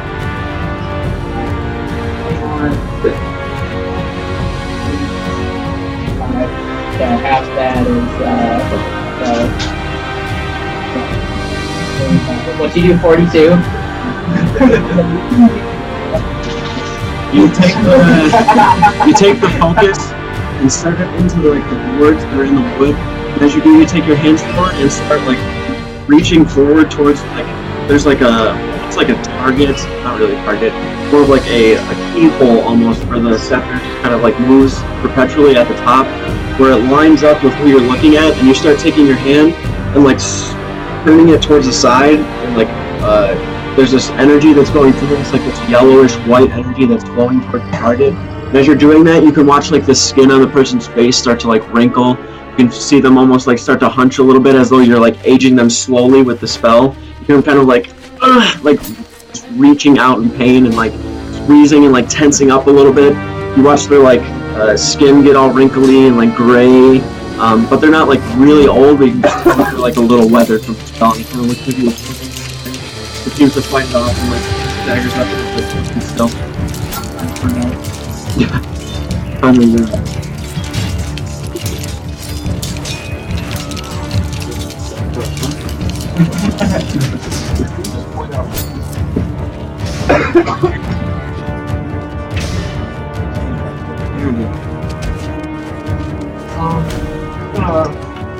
Walk towards it.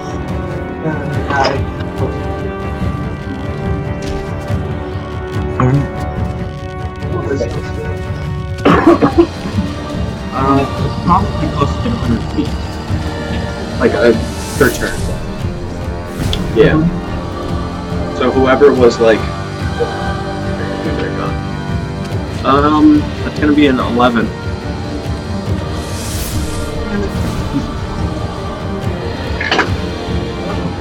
$19?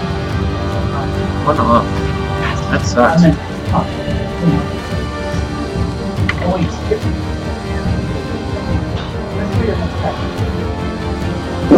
As you go over towards the individual, He's like really walk, like, I don't know, for some reason,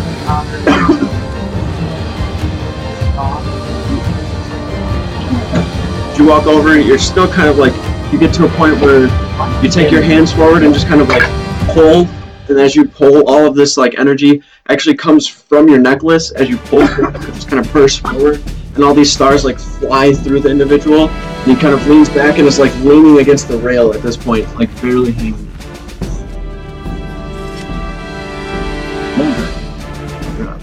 The guy in front of you is just like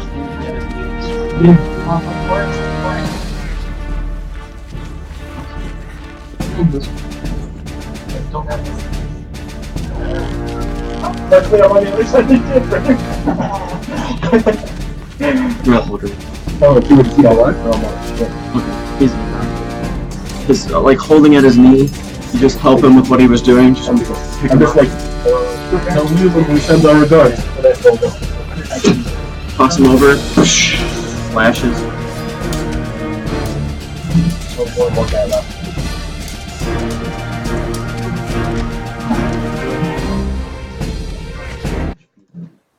At this point, combat has subsided.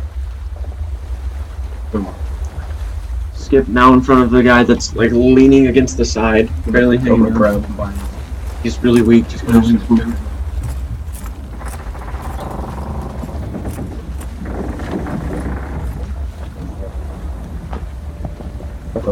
the guy that's sitting there kind of chuckles a little bit. I'm going on to the lower deck. That was probably awesome. Make an investigation check.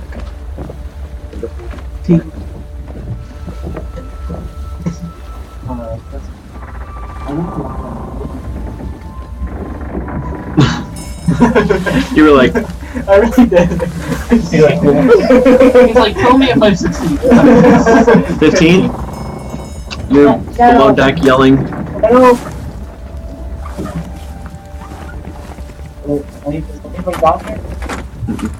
You eventually come to the back of the.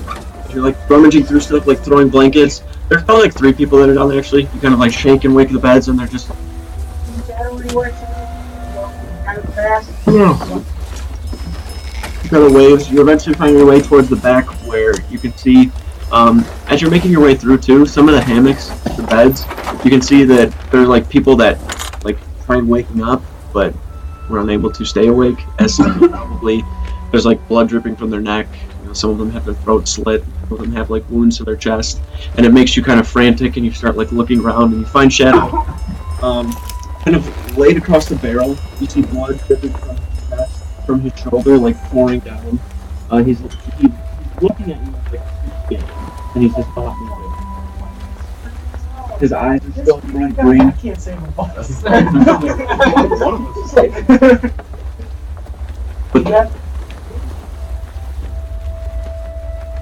Make an investigation. Are you walking up to him? Yeah. Okay, as you get closer, you watch him walk.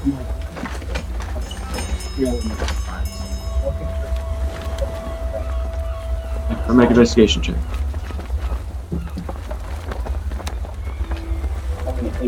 8? Yeah, you're like looking at his eyes, like very slowly going towards him, and you're just okay. He doesn't have anything. You just pat him down really fast and then stop.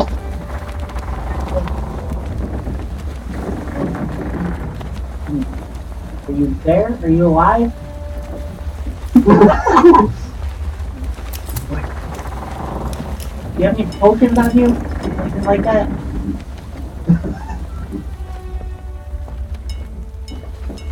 Played once for yes, played Please.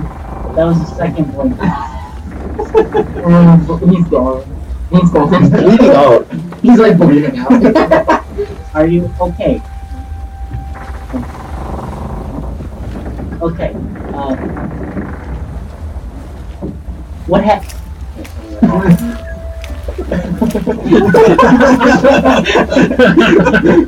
He's like, oh god, I'm gonna. Oh, that die from hunger asking. I'm gonna go get sick. Are you okay? You didn't go. I don't know what no good. Are you okay? Okay, I'm just. Okay, back. I just want to. Sure.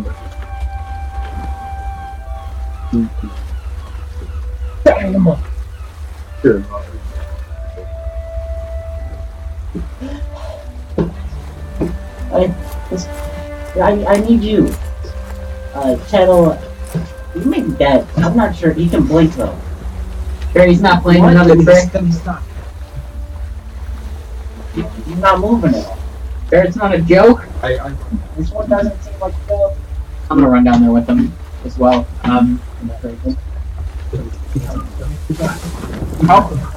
The second you two get down there, you can see Shadow is the one arm kind of sitting on his head. There's a wound in his shoulder, boiling with blood. There's a wound on his side that you can see from the side of the barrel, like where he's kind of hanging out. And then like a and then dripping more. I think he's dead or dying. We check his pulse. Is he still? Been stabbed. I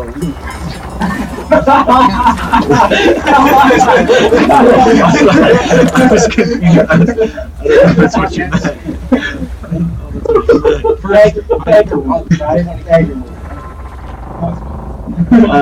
No. Yeah, probably like that kind of condition. You've seen like poison, I guess, but not like paralysis.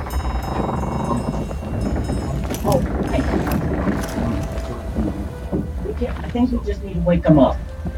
I'll walk over and slap him in the face. Is anyone getting the idea that he's poisoned? Like, I mean, would I investigate? Yeah. Okay. As you walk over and take your hands, like one over the shoulder, one over the side, and begin like pouring the health pool into him. Shadow, you feel this warm energy that goes from like this very, very grating, kind of cold and like sharp pain that's on your sides to this very warm and calming energy that like relaxes you, and then you can.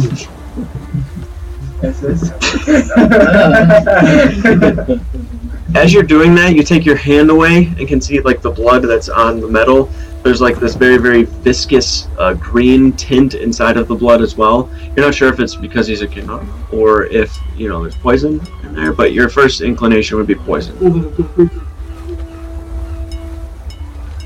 Okay. You lean down one more time and kind of take your hands over towards, like his chest. You have one on his shoulder, one on his chest. There's this very, very quick pulse of bright yellow energy that goes through your body. You feel your muscles go from the tense state that they're in to this very, very relaxed, and they're actually like really sore right now from you just squeezing them for that long. It's been probably only 30 seconds, 45 maybe. Does he still have open wounds? Are you fully healed? Yeah. He's good.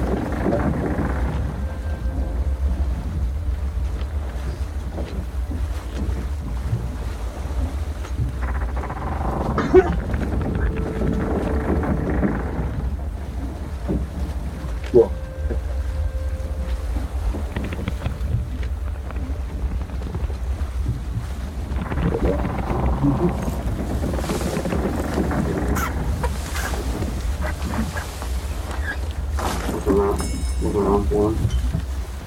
Look around. The last guy that is standing is the one that was trying to make the deal with you. Look over. He's against the mast, just kind of tied up there. He looks kind of tired. He's kind of out of it, like looking around. Kind of blinks and then looks. His eyes kind of widen. I'll get what's coming to me, just like you will. All of you. Oh no! The very, very tip of the blade goes across.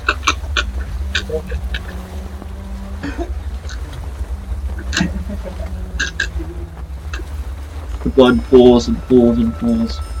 And then he just leans over.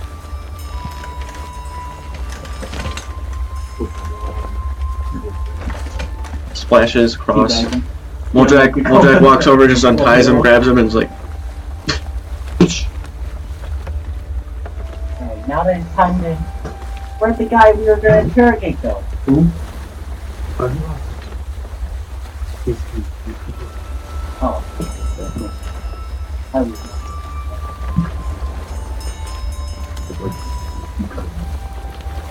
Yeah, that guy wasn't that guy wasn't anything. He was afraid of a shadow.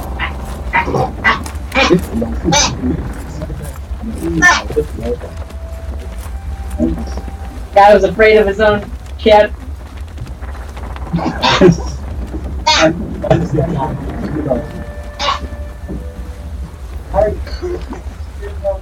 You guys are fun.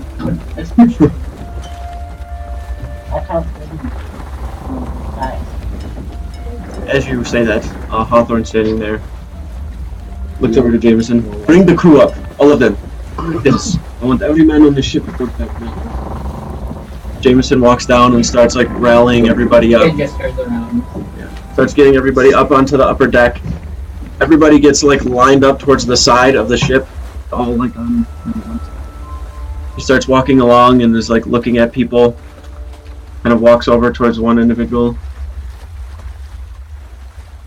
Gets in front of him. You see him staring him up and down. Guy's just kind of sitting there, like looking, like looks down towards the side a little bit. Now I hired 2 different crews, in addition to mine. So some of you are actually with the crew. Others were sent here for reasons that I am unknown of, but since they are hindering my allies, it hinders me. Kind of looks up and down the line. Walks down a little further.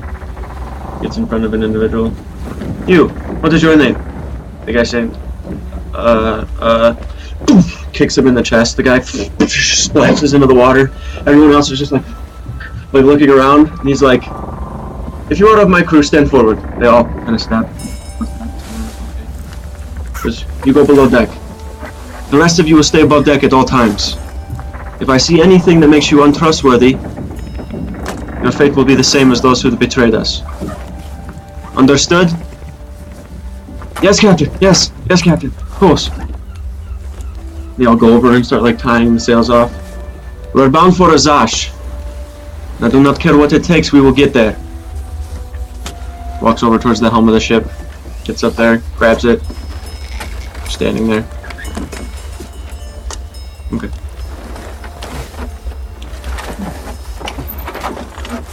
Somebody is lying on us. Very good. If we don't find it, doing it on the crew. What exactly is it? All I need them to do.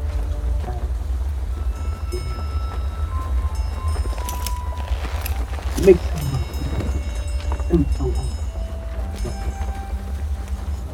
He kind of nods. Very well. All of you above deck, gather up. They walk over and are just kind of sitting there. Probably about 5 or so of them. Charisma save, right?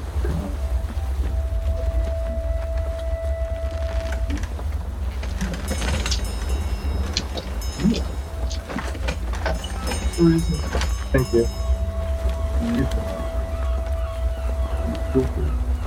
15-foot. Snappy's on a trip to get anything on the hand there. Watch up with them. All we do is Or just sit by me for a good 1 minute. yeah, sure, make your friend.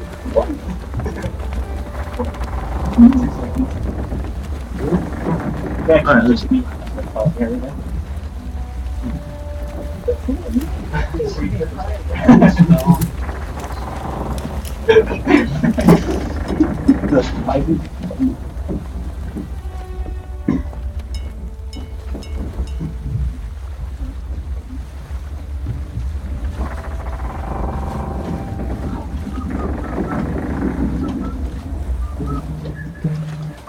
Alright. 2 succeeded. Okay, 3 succeeded. I'm pretty sure. DC only 14. Plus proficiency plus 1. So we got 14, 15, 20, 8, and 10. So I think 13, so 16. Okay. Hawthorne is sitting behind you. You can see 5 individuals in front of you. 2 of them human, the other 3 are of different races. One's a dwarf, the other 2 are elves. They all have on like sailor type garments. Their hair, is kind of long. Some of them are buzz cut. They all have different looks to them, but for the most part, look as though they are some sort of a crew.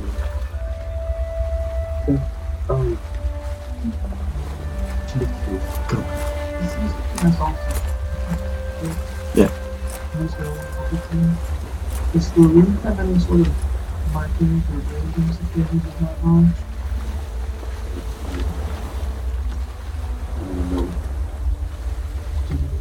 Carry a branding or a mark on them? Some of them have LOC tattooed on them, but that's about it probably.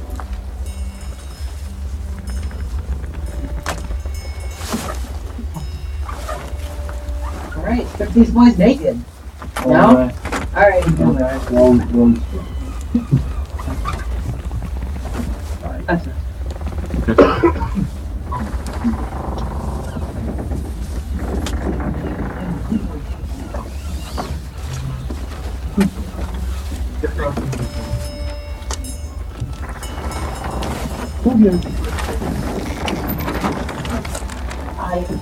Am I in the zone? I throw him.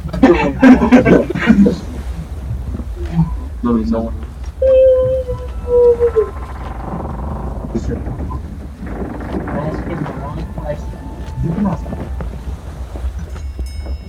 How many of you sailed on a boat before? That's not. All of them. I have. All of them.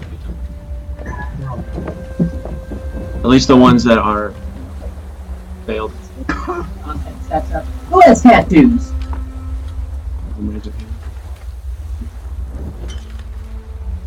What are they? They all kind of stuff showing.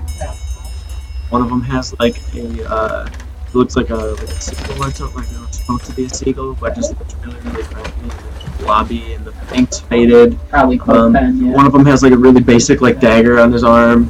The other one just has like a tribal thing on his shoulder that goes over to his chest. You can see the other one that like kind of raised his hand and like show where his tattoo was. You did not kill the tattoo. I was just asking if I had one. Let me see it.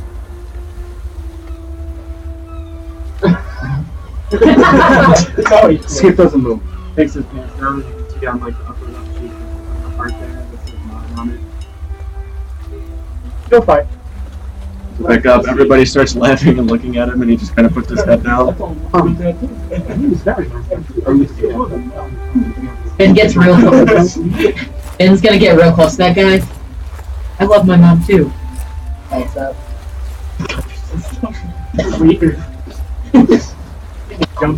Wow. I do not have any questions. You have done a very thorough investigation. They will stay above deck, though. If anything happens, then we will deal with it. I am sorry that this happened. As all of you are kind of above deck now, and he's standing there.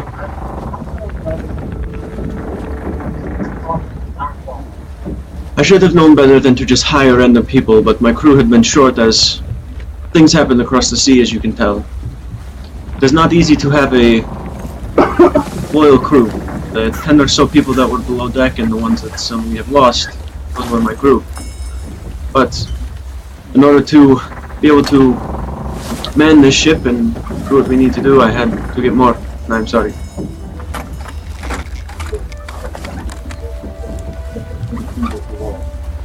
We're only a few days out, so as long as we keep our heading, we should be okay. I do not want to do that to you. But with the crew we have and the help of Finn and Ender, I'm sure we can get there. What was that?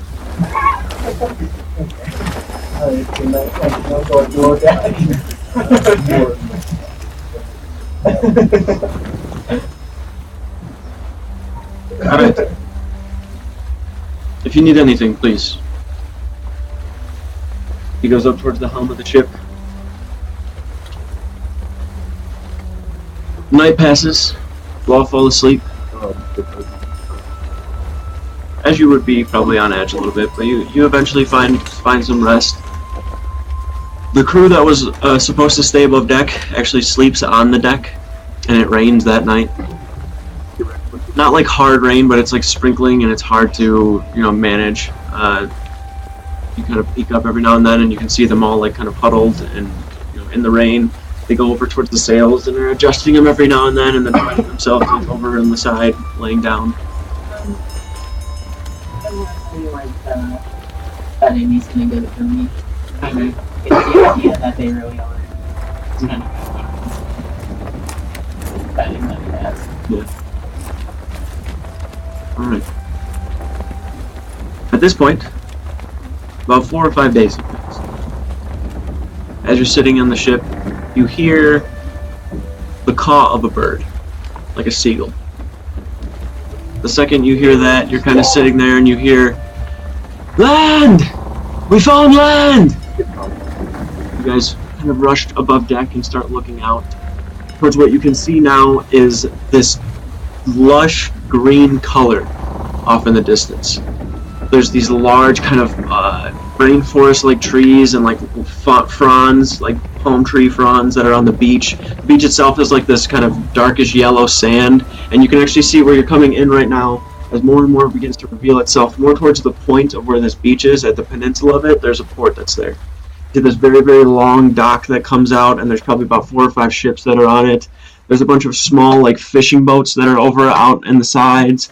There's a bunch of several buildings that aren't really that modern. You see a lot of huts and things like that, made of thatch and straw type material. There's a lot of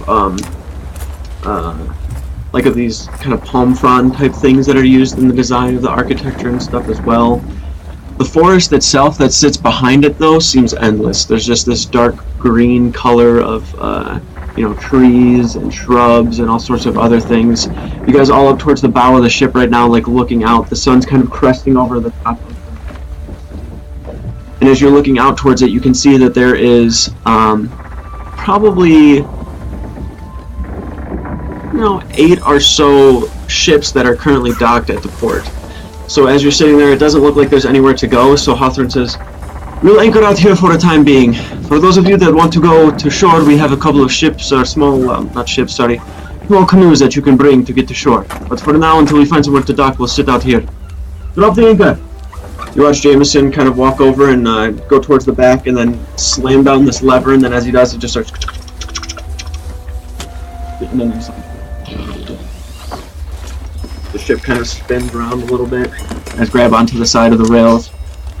Once you guys all go over towards the side of the ship and are looking over towards Azash, you can see that the first thing that catches the attention of Finn and Modrak is the amount of Bengaran that there are. There's actually a good amount. Nope, it does not. As you're looking though, it is pretty warm. You can feel the warmth just where you're at. The water itself looks like it's just warm, like there's just something about the environment that's warm. You can see a little bit of like fog that's sitting probably about mid-tree line in the forest itself. The port, there are Bengaran walking all over the place. All of them are of a kind of Bengal tiger kind of a look. It's like orange with like black stripes, and they are quite large, at least 6 feet, most of them. There's the occasional human. Very rare do you see an elf, maybe a dwarf. But predominantly, probably about 90% of the population is all Bengaran. Where you're sitting right now, you can see off in the distance that the port doesn't seem extremely busy. It just seems like it's very heavily populated, just because of the amount of traffic that probably goes through it, where all these ships dock and then the crews are switching on and off. It doesn't look like there's much to the port either. There's probably only about 5 or 6 buildings that are there from what you can see, And right now, there's the crew that's here is like getting a small canoe ready for you guys to start taking over to the actual shore itself. They kind of lower it down very, very slowly. And then once it gets to the water, they kind of let it go, and then you guys are able to climb down the sides and get into the canoe itself. Probably would need about 2 canoes to get all of you over. You probably all can't jump in one. But it's the only 2 canoes they have, and they just let you guys take them and go. Yeah. As you're going down, one of you or 2 of you that are left behind, so like Ander, Finn, and Connor maybe, or whoever that are sitting there, Hawthorne kind of, it was a pleasure, and thank you for helping us get here safely. Long for whatever encounters or endeavors we faced along the way, it built character. We are okay. We have made it. Some of us did not, but it is what the gods want. It is what the gods will get. Best of luck to you, and I hope to see you somewhere within the Kingdom of Azash. Whatever it is you were sent here for, may the gods be with you. He takes yours, shakes it. If you ever see any of the Fletchers, give them my regards. Tell them I said hello.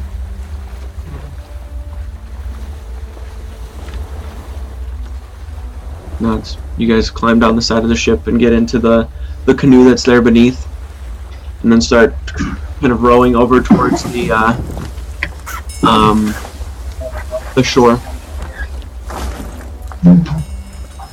As you start rowing towards the shore, excited at whatever it is to come, we're actually gonna pick it up next week there.